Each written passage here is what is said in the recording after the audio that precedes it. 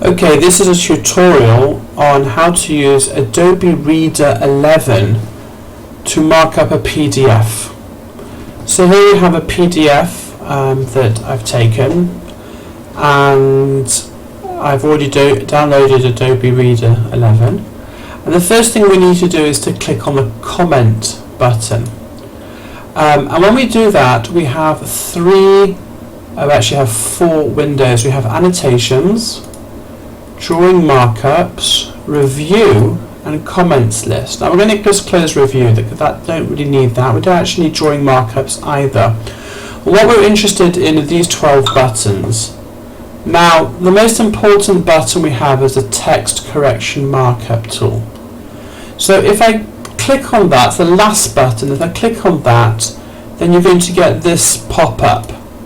And we can just ignore that because this tutorial is actually going to go through these things, and press OK. And now what you can see is that the T and the little star is now highlighted so that we can do the following different corrections very easily. So let's say we want to now delete a word or a letter or even a number of words. So we can go to a word that we want to delete. Let's say we want to delete the word bean. We double click on that with the mouse, and then with the keyboard we can simply hit the delete key. And when we do that, two things happen. Number one, a red line is drawn through the word that's going to be deleted, and on the side you're going to see in the comments list we have now one comment. So the typesetter now knows that there's something that needs to be deleted. We could do the same to delete a character. Now if I want to delete this character here, I've got to be very careful, this hyphen. I don't want to quite delete that. So let's say I want to delete the letter, let's delete this comma over here. So now a comma is deleted. Now I don't need to do any more annotations. I don't need to say please delete this comma, and in fact don't do that. That will actually be more work, and we'll see why in a moment. Let's say now we want to insert a word. Let's say we want to insert the word Fred Blogs. Okay, so I'm placing the cursor here, and I'm going to type without doing any more clicking. I've just placed the cursor where I want it to be, and I just start typing F. And as soon as I type the letter F for Fred Blogs, we have an insert character is placed over here, and a pop-up appears, and I can type in Fred Blogs. Now I need to also add after the word Fred Blogs a space, otherwise what will happen is it'll say Fred Blogs when. And once I've typed that, I can get rid of this box simply by hitting the escape key. If I wanted to make a word have an extra letter or word in front of something, I have to find now an appropriate word that we can add something. I wanted not to say and, but I wanted to say hand. I can place the cursor just before the A and hit the letter H. And I don't have to do anything else. I mustn't put a space. If I put a space over here, then afterwards in typesetting it will be H and. I want it to be hand. If I decide to write please add H before this word, then all this text will be added. So we mustn't do that. It's very important just the H has appeared. So that's how we insert some text. Final thing we might want to do is replace some text. So let's say we want to replace this whole sentence with,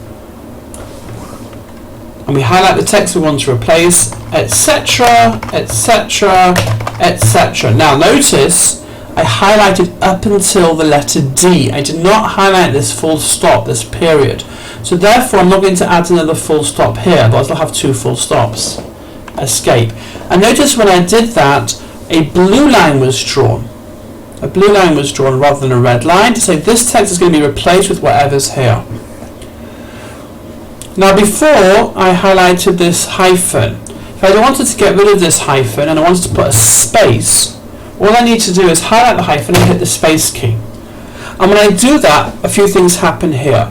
Firstly, there's a blue line and an insert symbol which indicates that text is being inserted, and then there's this space symbol which appears a number of letters later. We don't have to worry about that. And then here there is indeed a space that has been entered, and we just press escape. And now the typesetter knows if they go into comments that there's been a space entered. You see here they highlight that the typesetter can see there's been one space. That's all that's necessary. let's say you wanted to divide two words. Let's say you want to throw out to be two words. I simply place the cursor between the word through and out, and I hit the space key. That's all I need to do. And then I press the escape to get rid of that. Okay? Now let's say I wanted to make some words italics, uncovered. And what you can do to make things italic, make it very easy, is simply highlight the text you want to be italic and go up to here, and you see there's the underline tool. And that underline tool will be an indication to the typesetter that this word needs to be in italics. Now, bear in mind that if the word is already in italics, let's say this word here, underlining it will be an indicator to the typesetter that you actually want to do the opposite. You want to make this Roman. Let's say we want to say something else about a piece of text. We want to take this word here and we want to give some information. So here we're going to do add note to text. Now we can do it in two ways. We can either highlight the word, right click and do add note to text, or highlight the word and use this symbol, add note to text. And this is letting me know that this specific text I want some instruction. Bold. Okay. I can do the same thing again. SC for small caps. And the typesetter knows that this is bold. Now, one of the mistakes that was made earlier today, someone did the following. They took the word mouth, they used, and then they just typed make this larger. That's no good, because what that's going to do is going to take the word mouth and make it larger. So what we do in order to fix this problem, let's say you inadvertently did that, you simply move the mouse over it. I notice how the symbol, the cursor changes. I click on it. Notice on the right under comments it's also been highlighted. It's got these little blue ants, and we can press the delete key, which will delete one and then two corrections, and then we can correctly say make this text larger.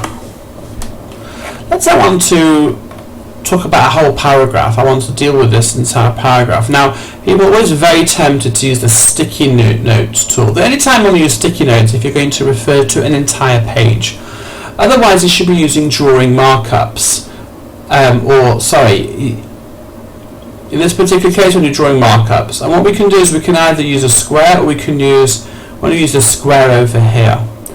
And we're going to just highlight this box, and then again, notice how the cursor changes. It's a hand, and I move over it, and then I can write an open pop-up note. Don't make this text extract. Okay? And there's a tiny weeny sticky note, but what's happened, if you look, you can't actually see it over here because my screen is not allowing me to do so. Let me just make the screen smaller, and then you can see all the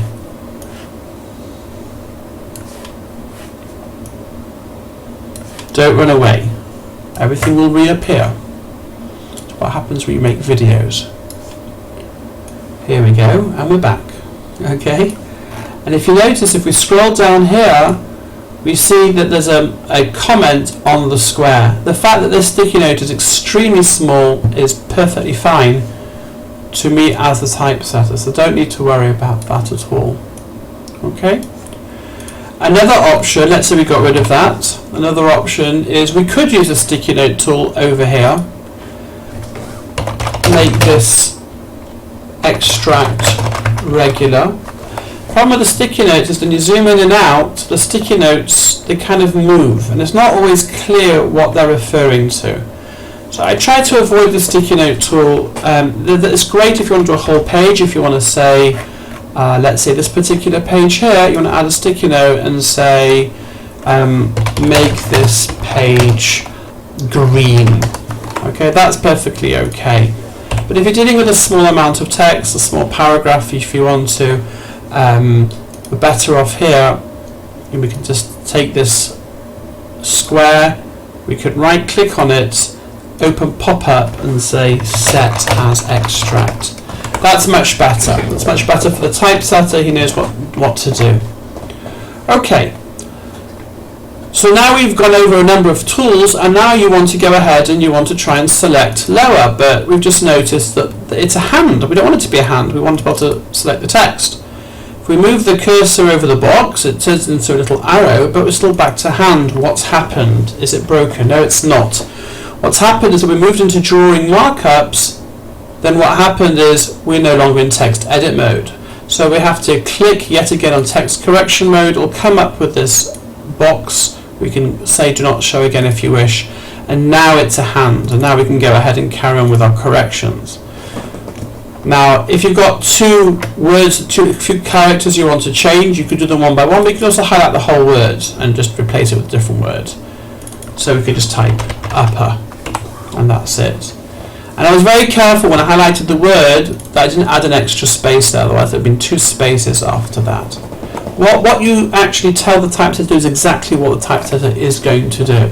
They're going to put it in, especially if they're using software such as annotations by DTP tools, which will automatically put in the text. So if you make a mistake, then there's going to be a mistake. So that just about wraps everything up. The main thing to remember is to use the text edit markup, this text correction markup. They changed it, it used to be called text edit markup. You can use the square, you can even use arrows. That can be a little bit of fun. They're always go in the wrong direction. You can take an arrow here and you can prop that there, and then you can right click, open pop-up note.